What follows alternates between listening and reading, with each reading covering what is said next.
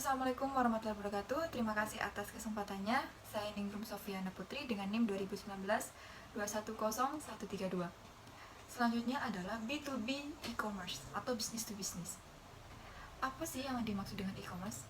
Seperti yang sudah dijelaskan rekan saya tadi, secara singkatnya, e-commerce adalah semua transaksi jual atau beli barang atau jasa yang melalui jaringan elektronik terutama internet. Nah, sedangkan business to business dapat diartikan sebagai semua transaksi elektronik barang atau jasa yang dilakukan oleh antar perusahaan atau bisnis. Nah, biasanya yang banyak menggunakan business to business adalah produsen dan pedagang tradisional. Dalam pemanfaatan business to business e-commerce ini, memanfaatkan yang namanya EDI atau Electronic Data Interchange. Apa sih EDI ini?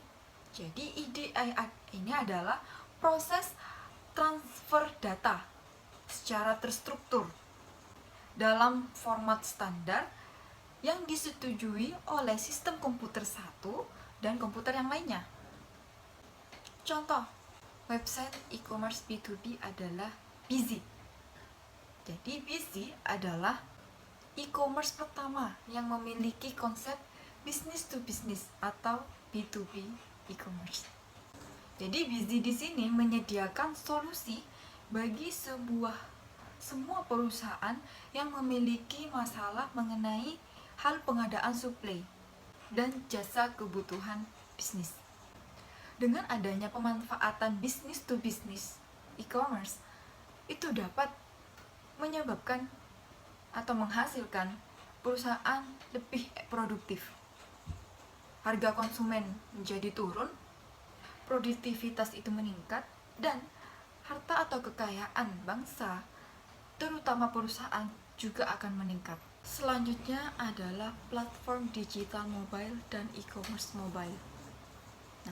Jika kita mereview atau mengingat, melihat, dan mengamati ketika seseorang berada dalam kereta api, berada dalam pesawat, kebanyakan mereka melihat koran online, lalu ada yang melihat novel di mobile mereka atau di telepon mereka.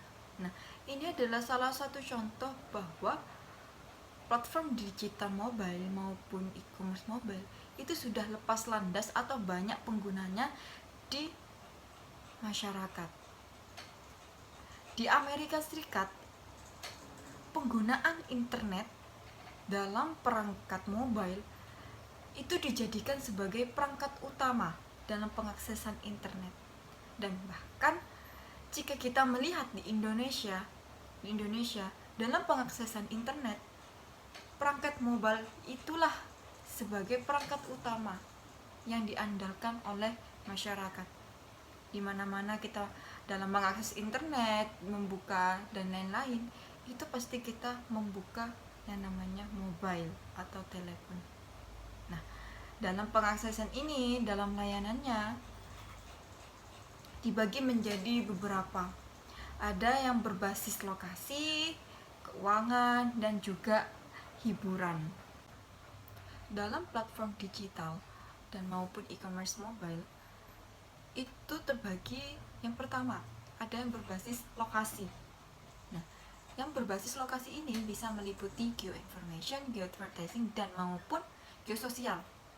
74% pengguna smartphone itu sudah ada tersedianya layanan berbasis lokasi.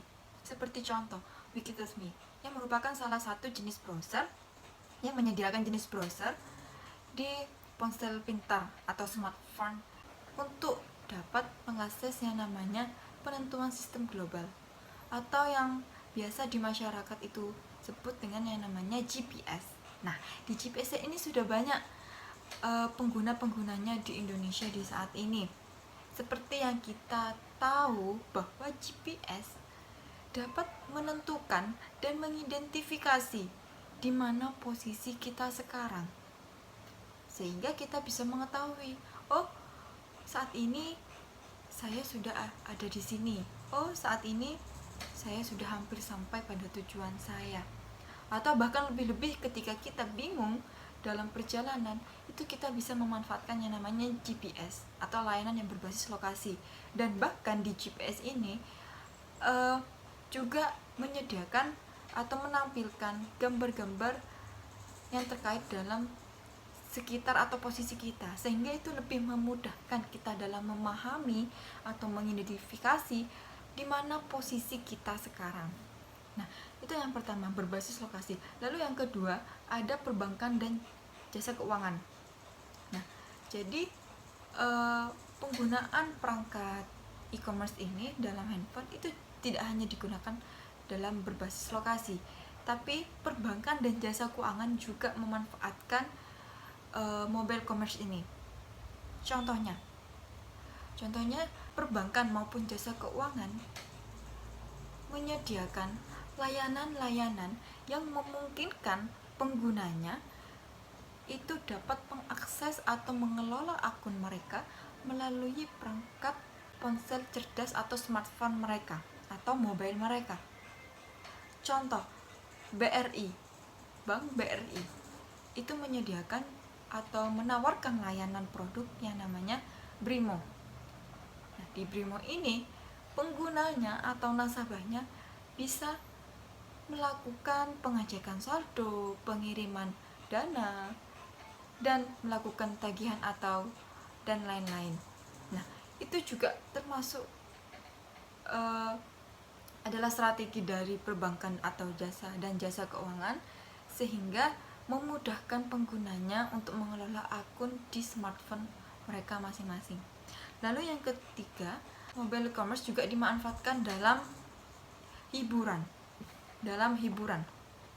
Jadi di hiburan ini, ponsel telah berkembang menjadi platform hiburan portable.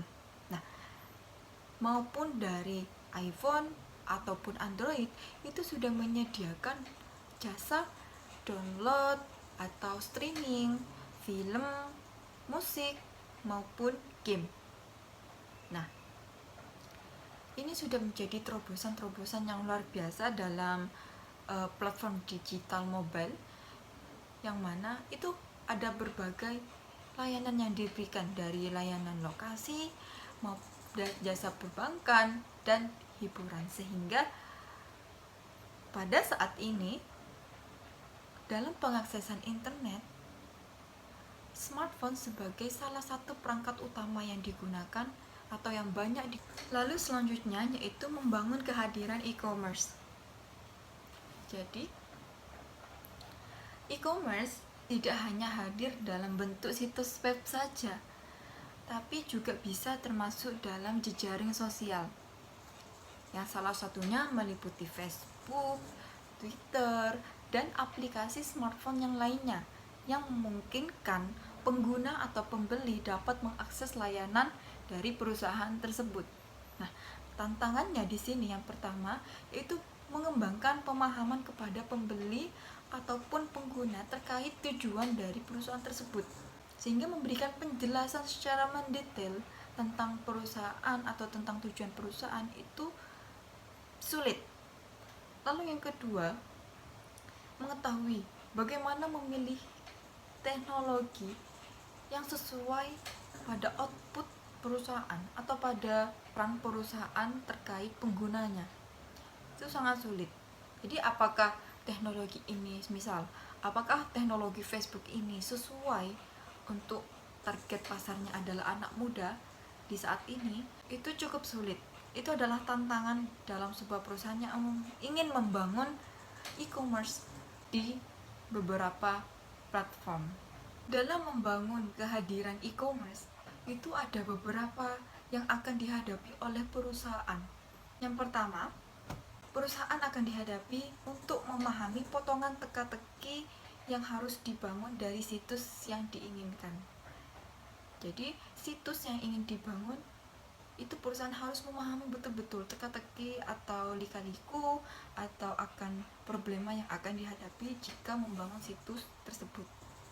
Lalu yang kedua, ada sasaran bisnis, kemampuan bisnis, dan pentingnya informasi. Jadi, perusahaan harus tahu bagaimana sasaran bisnisnya, kemampuan bisnisnya, dan pengaksesan informasi, pengumpulan informasi yang harus dikumpulkan untuk membangun e-commerce, kehadiran e-commerce. Lalu yang ketiga, mempertimbangkan membangun situs web ingin in-house atau versus outsourcing.